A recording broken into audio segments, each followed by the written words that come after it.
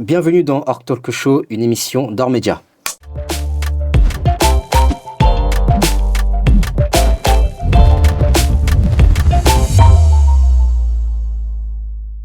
Aujourd'hui, j'ai l'honneur d'accueillir le tout fraîchement international espoir U20, Lilian Marville.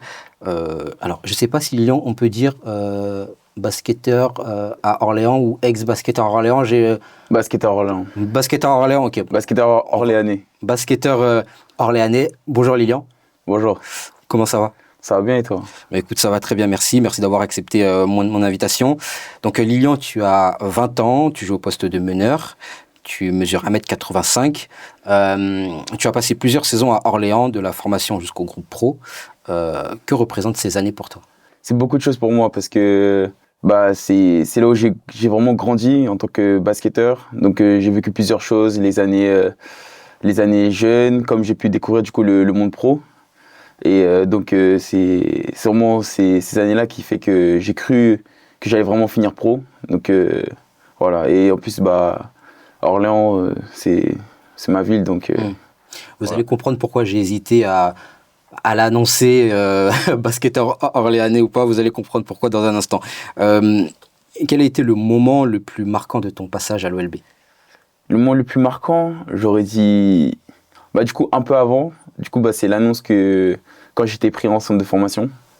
Donc parce qu'il y avait eu le Covid à ce moment-là, c'était en 2020, j'étais en 3e. Et je savais pas si j'allais intégrer un centre de formation. Et il y a un des coachs qui s'appelle Pierre Thier qui a cru en moi et du coup qui m'a appelé pendant le Covid. Alors qu'on était tous confinés et c'était le seul club qui m'a appelé. Et du coup j'étais vraiment content et voilà, c'était un de mes rêves d'intégrer un centre de formation. Donc on va dire, c'est ce moment-là qui m'a le plus marqué. Parce que c'était dès le début. C'était quoi ton parcours juste avant de rentrer en centre de formation? Qu'est-ce que tu as fait? Du coup, j'ai commencé à Saint-Jean-de-la-Ruelle, du coup la ville où j'habite. J'ai fait 2 ans là-bas, j'ai fait après 4-5 ans à Orme. Et après, j'ai fait les U15 France à Fleury-les-Aubrais. Du coup, ma dernière année U15. Et du coup, après, j'ai intégré le centre de formation d'Orléans. Quel coach ou coéquipier t'ont particulièrement marqué dans ton développement? Mehdi Damour, de Orme. Et pourquoi? Parce que c'est lui qui a vraiment cru en moi dès le début, qui m'a vraiment aidé, qui m'a accompagné, qui m'a toujours entraîné, surtout sur l'aspect aussi mental. L'aspect mental, et c'est pas tout le monde qui apprend ça dès qu'on est jeune. Donc c'est lui, et c'est avec lui que j'ai le plus du moins on échange encore le plus souvent, donc c'est lui qui m'a le plus marqué. Et voilà, c'est comme la famille. Tu es passé d'un rôle formateur à celui de leader chez les Espoirs. Comment tu as vécu cette montée en responsabilité? Au début, c'était dur parce que avant, je jouais en U18 et du coup, j'étais un petit joueur et ma dernière année U18, du coup, j'étais entre guillemets un des meilleurs joueurs de l'équipe et j'ai eu du mal parce qu'on gagnait pas forcément et tout. Donc, en tant que leader, capitaine, j'arrivais pas. Et après, j'ai réussi à élever mon niveau et en espoir l'année dernière où j'ai fini le meilleur joueur de la finale. Et cette année, du coup, j'ai fini dans le meilleur 5 et avec notre équipe, on est arrivé 4e, je crois, championnat. On a fini 3e. Donc, j'en ai appris beaucoup sur ça. Et comment il fallait que j'aide mon équipe et pas rester, on va dire, centré sur soi-même, mais un peu ouvert, aider les autres. Surtout aussi, l'aspect mental, je trouve que c'est vraiment important. Parce qu'il y en a qui, des fois, qui sentent pas très bien dans le jeu et tout. Donc, en tant que leader, faut ramener tout le monde dans le même sens et dans le même objectif. Donc, voilà. Tu as côtoyé l'équipe première d'Orléans. Qu'est-ce que cette immersion dans le monde pro t'a appris? La discipline, le sérieux, tout ce qui est aussi extra basket. C'est ça c'est ce que j'ai appris le plus. Surtout, du coup, bien dormir, bien manger. Parce qu'enchaîner toujours les entraînements, en plus, j'avais les entraînements de pro, j'avais les entraînements espoirs. Donc, tu fais beaucoup d'entraînements, un peu moins d'une dizaine d'entraînements par semaine.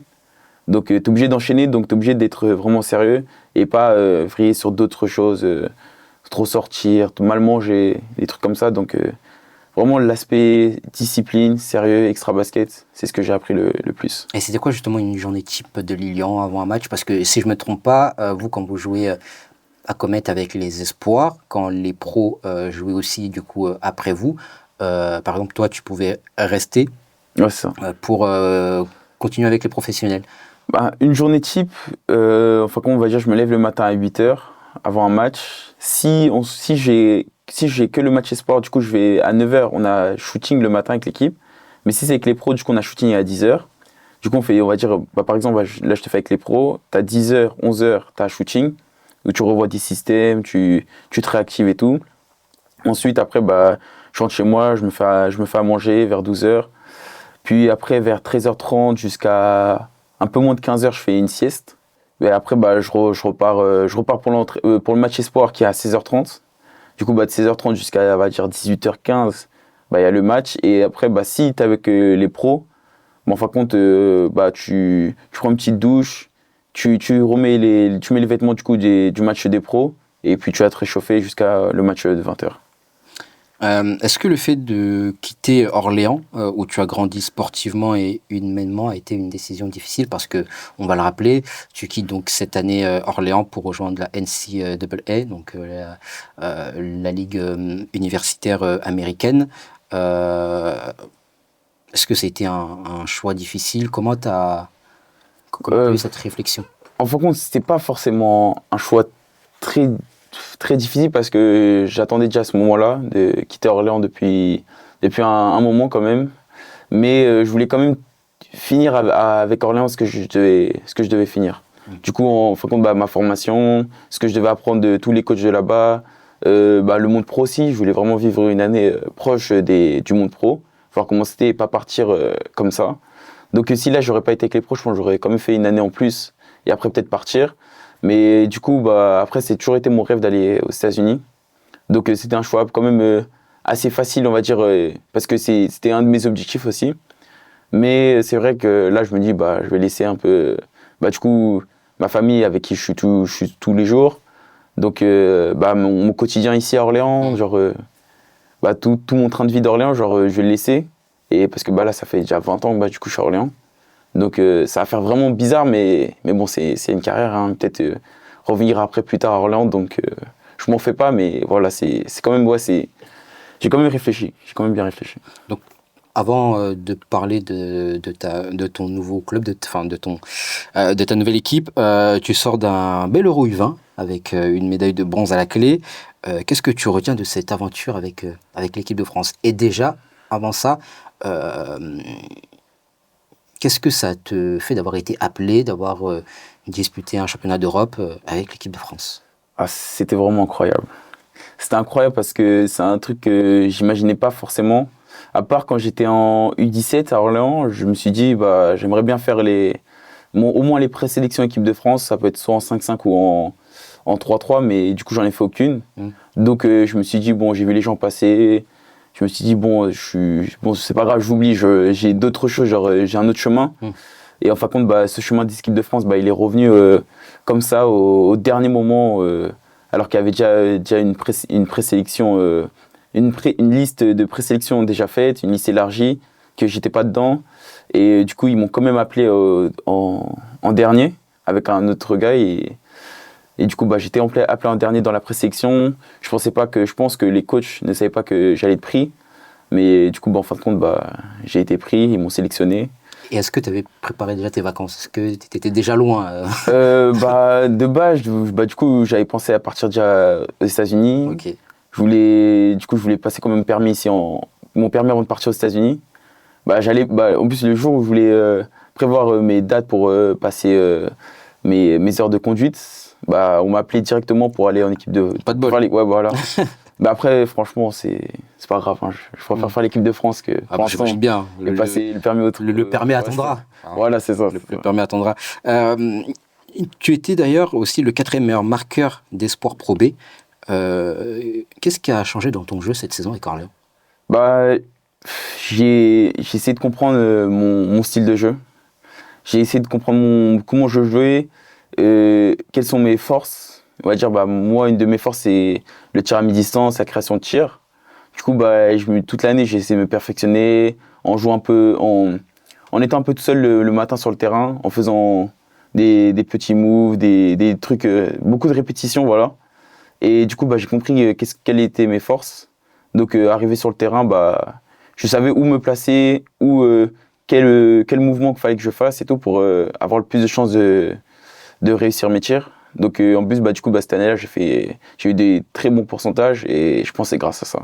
J'ai pas pris des tirs que je prends pas, j'ai pris des tirs que je maîtrisais. Et c'est quoi justement le style Lilian Marville? C'est Comment on peut le définir? agressif, on va dire agressif, intense, qui aime défendre et voilà. Et qui est joyeux, qui est tout le temps joyeux, qui a le sourire, qui baisse pas les bras, voilà.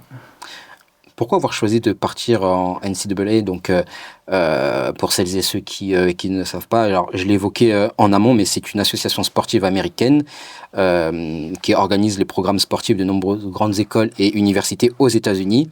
Est-ce que c'est une décision que tu avais en tête depuis longtemps? Pas forcément, parce que je voyais pas ce chemin-là partir à l'université quand j'étais petit, mais au fur et à mesure, quand tu vois un peu aussi sur les réseaux, sur YouTube, les vidéos, que tu vois les infrastructures, leur manière de... Ouais, voilà, le développement personnel. Et tu vois que tu as envie de vivre aussi cette expérience. Donc c'est un truc que tu pensais un petit peu... que tu penses un peu dans un coin de ta tête. Mais après, plus on avançait, plus aussi j'ai eu mon agent. Du coup, je me suis dit, c'est peut-être réalisable. Et du coup, cette année, cette saison-là, au début, je voulais aller. Sauf que j'ai eu une blessure, donc je me suis dit, bon, c'est un peu compliqué, mais j'ai fini fort sur la saison. Donc ça m'a aidé à avoir plusieurs offres. Et du coup, je me suis dit, là, faut que j'aille maintenant. Et du moins, faut pas que je rate cette occasion parce que c'est vraiment un truc que quand tu es jeune, je pense qu'il faut vivre. Parce que j'en ai parlé avec plusieurs gars qui sont déjà là-bas, qui ont déjà aussi vécu ça. Comme par exemple, là, il y avait Noah Bolanga, Andy Giscard qui sont d'Orléans. Qui sont déjà aux États-Unis, donc ils m'ont dit c'était vraiment quelque chose d'incroyable. Donc voilà. Est-ce que, alors je pose la question, mais est-ce que ça peut permettre d'avoir un pied plus rapidement pour intégrer la NBA? Parce qu'on est déjà sur place, on est déjà aux États-Unis, donc on est regardé beaucoup plus facilement. Est-ce que c'est un moyen comme un autre d'intégrer plus facilement la NBA ou c'est autant compliqué? Pour moi, c'est autant compliqué, même ça peut être aussi plus dur, comme ça peut être plus facile. Mais tout dépend en fait, tout dépend de tes performances, tout dépend dans quelle école. Donc si tu es dans les plus gros programmes, tu fais des grosses saisons, du coup, tu as beaucoup plus de chances. Mais aussi après, si tu restes en Europe et que si tu es jeune, tu joues déjà dans un niveau pro et que tu performes face à des pros, c'est aussi simple aussi. Du moins, pour moi, c'est pareil si tu vas aller en NBA. Donc voilà, je pense que tout dépend et on verra bien. Qu'est-ce qui t'a convaincu de rejoindre l'université de Greensboro en Caroline du Nord? Ce qui m'a convaincu, c'est le coach, l'assistant coach, parce que souvent dans les recrutements là-bas, c'est pas forcément le coach qui choisit. Okay. Des fois, c'est l'assistant coach, le deuxième assistant, le troisième assistant. Donc c'est là ce qui était bien, c'était que l'assistant coach et le coach même me voulaient. Donc par rapport aux autres équipes que j'ai eues. Et en plus, c'était une des meilleures écoles que j'avais.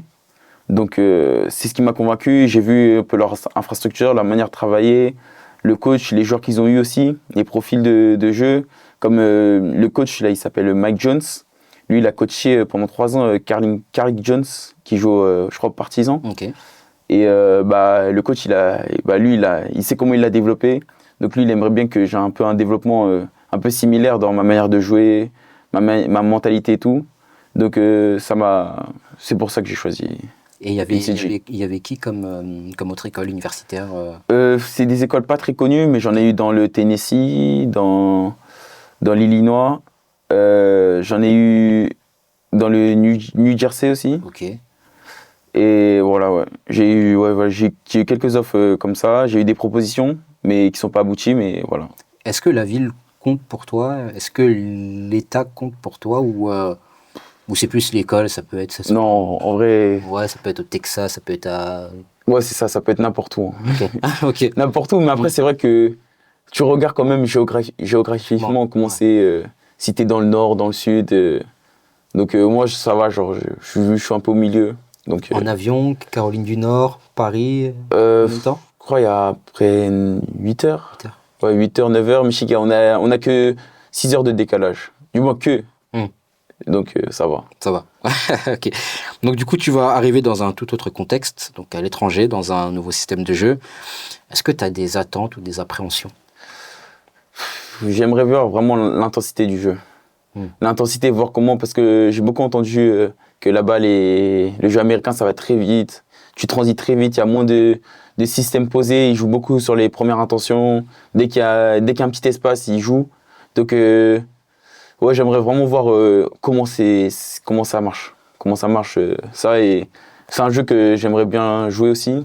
Donc, j'aimerais bien me former aussi de cette manière-là. Ouais. Parce que là-bas, parce que là-bas, le basket, c'est très physique et puis il est très rapide. Ouais, c'est ça. Mais, est-ce que tu te sens prêt pour ce défi? Ouais, c'est bon. Ouais, moi, je me sens prêt. Ah, c'est bon, t'es rodé. Ouais. Comment tu comptes t'intégrer dans l'équipe? Bah, je pense que je vais essayer d'amener mon expérience d'enfance, l'expérience professionnelle, parce que là-bas, il n'y a pas forcément de joueurs qui ont joué au niveau pro. Il n'y a pas de français. Est-ce que tu sais avec qui tu vas jouer? Il n'y a pas de français là-bas? Non, il y a aucun français. Je sais qu'il y a un espagnol. Il y a un espagnol qui joue là-bas. Mais après, l'espagnol, il a déjà eu un cursus aussi universitaire, donc je suis le seul, on va dire, vraiment vrai étranger. Et, donc, voilà. et ton anglais, il est comment? Mon anglais, enfin, Ah, faut se préparer là. ouais, c'est ça, mais bon, j'essaie. Hein. C'est l'anglais du basket, quoi. C'est... Ouais, même ça, j'ai du mal. Hein. J'ai du mal, mais bon, je m'améliore souvent. Je fais souvent des cours un peu, genre des cours un peu en ligne, beaucoup d'exercices et tout. Donc, en plus, on a des tests d'anglais. Pour aller aux États-Unis, bah, tu es obligé de passer l'université, on va dire, elle te donne un score, on va dire, tu dois faire 100, 105, 95. Et moi, j'étais quand même en dessous. Et ils ont vu que du coup, j'ai toujours essayé et tout, j'ai essayé de m'améliorer. Et en fin de compte, ils m'ont laissé et ils m'ont accepté. Donc voilà. Donc, on en reparlera à ton retour en France. On va essayer de se faire une petite interview en anglais pour voir si si tu as progressé ou pas. Ça marche. Ah, mais bon, je ne te garantis pas non plus de mon anglais. Hein. Tu vas aussi découvrir du coup la vie universitaire américaine. Est-ce que tu as déjà choisi une filière d'études? J'ai pris business international. Ok. Parce que j'aime beaucoup tout ce qui est business. Déjà cette année, je faisais un peu certains business. Donc de mon côté. Donc je voulais voir aussi, là-bas en plus aux États-Unis, ils sont beaucoup aussi dans le business. Donc je vais apprendre certaines choses. Donc il y a soit business et j'hésite entre aussi avec communication. Mais pour l'instant j'ai pris business, mais on peut changer quand même la filière. C'est comme en France. Au début tu peux faire ça, mais si c'est un truc qui te plaît pas, tu peux changer à un moment. Et comment les deux sont liés? Il y a plus d'écoles que de sport, il y a plus de sport que d'école. Est-ce que l'école est plus allégée? Comment ça se passe? Par exemple, eux ils m'ont dit à peu près une journée type. Je crois que le matin tu as de la musculation. Après, ensuite, tu vas à l'école, je crois, de 9h à 12h. Et après, ton entraînement, je crois, l'entraînement, il est vers 15h, je crois. Okay. Mais je sais plus trop, mais c'était vers 15h, 16h, et après, ta journée est finie. Okay. Genre, c'est léger, mais en fin de compte, genre, c'est à toi de faire ton extra work, tu vois. Okay. Donc, si tu veux faire du travail individuel en plus, shooter, de la musculation... Et j'imagine qu'il y a tout au sein de l'école. Ouais, voilà, c'est ça. En plus, tout est à côté, tout dans l'université, donc... T'as les meilleurs moyens pour réussir, quoi. Et même niveau scolaire, du coup, c'est à côté, t'as le temps de bien dormir, bien manger. Et voilà, t'as tout sur place. Et les matchs, du coup, tu sais à peu près les matchs, ça commence fin octobre, je crois. Okay. Ça commence fin octobre. Et en fin de compte, genre là-bas, du coup, t'as plusieurs conférences. T'en as vraiment beaucoup. Et on va dire, nous, notre conférence, elle commence, je crois, vers... je sais plus si ça commence vers décembre. Mais en fin de compte, au début, tu joues plusieurs matchs contre d'autres conférences. Et c'est là où tu peux jouer contre les plus grosses équipes. Après, ça dépend, mais on va dire, nous, j'ai vu que l'année dernière, ils ont joué contre 2 grosses équipes. Donc, du coup, tu t'évalues sur ce niveau-là. Et après, tu joues les matchs de conférence. Et c'est jusqu'au mois de mars. Et après, au mois de mars, si tu es vraiment dans les meilleures équipes du pays ou la meilleure équipe de ta conférence, C'est là où tu peux faire la marche Madness. Je sais pas si tu as déjà entendu parler. Non. C'est en gros c'est là en gros ils appellent ça la folie de Mars en gros en français, tu vois. Ouais. Et en gros c'est au mois de mars, bah t'as 64 équipes et c'est élimination directe. Ok. Et du coup du coup il y a les 32e finales, les 16e, du coup jusqu'à du coup 64, 32, 16 jusqu'à 8e et le Final Four. Et ça c'est vraiment un des événements les plus regardés aux États-Unis. Ok. Quel est ton objectif principal en rejoignant Greensboro? Parce que tu as signé là-bas pour 4 ans. Non, j'ai signé pour 1 an. 1 an, ok. C'est ça, j'ai signé pour 1 an, mais après, soit ils disent ouais, on te trouve encore, ou tu te fais transférer vers le mois d'avril. Donc, mes objectifs, c'est vraiment apprendre humainement, mentalement aussi. Genre, moi, puisque je suis d'Orléans, donc vivre là-bas, voir comment c'est. La vie américaine. Ouais, c'est ça, pas forcément que la vie américaine, mais du coup, genre, être face à soi-même, tu vois. Donc, c'est ça, genre prendre la maturité, grandir, évoluer sur mon style de jeu, être plus fort physiquement aussi dans le jeu. Donc, c'est mes objectifs en est là-bas. Et aussi parler anglais. Ça doit arriver en premier, ça, normalement, parler anglais. Ouais, c'est ça, et ça t'ouvre beaucoup de portes, parler en anglais, donc c'est vraiment important. Et aussi l'école. Parce que l'école aussi, même si c'est pas la chose qu'on pense directement en tant que sportif, mais si tu peux avoir un diplôme au bout de 4 ans là-bas, genre pour ton après-carrière, ça peut vraiment t'aider. Ok. Ben écoute, on va faire un petit jeu. Donc, alors, à chaque fois, je le fais, en tout cas, j'essaie de le faire avec mes invités. Ça s'appelle le jeu de Caillès. Oui, je me suis pas foulé avec le nom, parce que Caillès, c'est mon nom de famille. Le jeu de Caillès. Ok. Je me suis pas fait chier avec le nom. Hein. Là, on va être clair, on va pas se mentir. Donc, c'est des questions express, donc il y en a 3-4. Ok. Et voilà, tu me réponds au tac, spontané. Le joueur qui t'inspire le plus? Stephen Curry. Est-ce que tu peux développer? Pourquoi? Parce que quand j'ai connu la NBA, j'ai connu Stephen Curry. Donc c'est vraiment le joueur qui m'a le plus inspiré dans sa manière de jouer. Aussi, il n'avait pas un physique qui paraît comme un joueur NBA. Et voilà, donc j'ai vraiment aimé comment il se bat à chaque fois, comment il tire aussi. Il est redoutable au 3 points. Ouais, c'est ça, voilà. Donc c'est vraiment le joueur qui m'a le plus marqué. J'ai vraiment son style de jeu et tout. Et Derrick Rose aussi. Ok. Ta routine avant un match important? Ma routine, moi, avant un match important, c'est de bien manger. Okay. C'est vraiment là, si je mange pas bien ou pas assez, je me sens assez faible, donc je mange vraiment beaucoup. Je mange vraiment beaucoup et je préfère jouer un peu ventre un peu rempli que pas du tout. Donc c'est vraiment important pour moi de bien manger avant un match. Une chose que tu veux absolument découvrir aux États-Unis? Le travail individuel. Travail individuel, j'ai vraiment envie de savoir comment ça se passe. Comment les joueurs américains font pour être aussi forts individuellement. Donc j'ai vraiment envie de savoir ça. Et pour terminer, Lilian, un mot pour les jeunes de Saint-Jean-de-la-Ruelle ou d'Ormes ou d'Orléans dans la globalité qui rêvent de suivre ton chemin? Croire en ses rêves. Parce qu'il y a beaucoup de personnes qui vont dire ouais, t'es petit, bon, surtout que j'étais petit, donc on me dit ouais, tu vas pas finir basketteur. Donc c'est vraiment toujours croire et avoir un bon entourage aussi. Pas suivre d'autres personnes qui vont t'éloigner de ce projet-là. Donc, mais toujours prendre plaisir aussi par contre. Genre pas se dire ouais, faut que je sois pro, donc je reste dans ma bulle et tout. Mais s'ouvrir à d'autres choses aussi. Je vais peut-être avoir une autre passion vite fait ou c'est d'autres choses aussi que le basket, mais quand c'est le basket, tu vois, c'est sérieux. Tu prends vraiment du plaisir et tu essaies de travailler tout le temps. Et peu importe dans le basket ou dans d'autres métiers, un truc qui te fait vraiment plaisir et être à fond, quoi. Eh ben, merci beaucoup Lilian d'avoir été là, d'avoir échangé avec moi. C'était fort sympathique. Et puis bonne chance pour ta nouvelle aventure aux États-Unis. On va continuer à te suivre, continue à voir. Je continue à disséquer tes performances. Okay. Et puis de toute façon, on se tient au courant à ton retour, quand tu seras en vacances ou autre.